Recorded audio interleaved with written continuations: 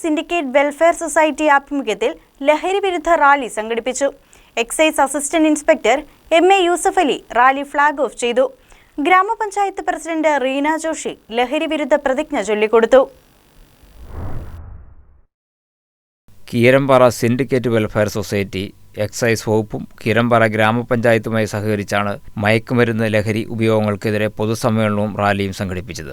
ചേലാട് ജംഗ്ഷനിൽ നിന്ന് ആരംഭിച്ച rally excise assistant inspector MA Yusuf Ali flag off ചെയ്തു. കീരമ്പാറയിൽ എത്തിച്ചേർന്ന റാലിയുടെ സമാപന സമ്മേളനം syndicate welfare society vice chairman Josam വർഗീസിന്റെ അധ്യക്ഷതയിൽ നടന്നു. സെക്രട്ടറി ബെന്നിസ്കറിയ സ്വാഗതം ആശംസിച്ചു. ഗ്രാമപഞ്ചായത്ത് പ്രസിഡന്റ് റീന ജോഷി മുഖ്യപ്രഭാഷണം നടത്തി ലഹരി വിരുദ്ധ പ്രതിജ്ഞ ചൊല്ലിക്കൊടുത്തു. മാനവരാശിയെ തകർക്കുന്ന മാരക വിപത്താണ് മയക്കുമരുന്ന് എന്ന യാഥാർത്ഥ്യം ഞാൻ തിരിച്ചറിയുന്നു.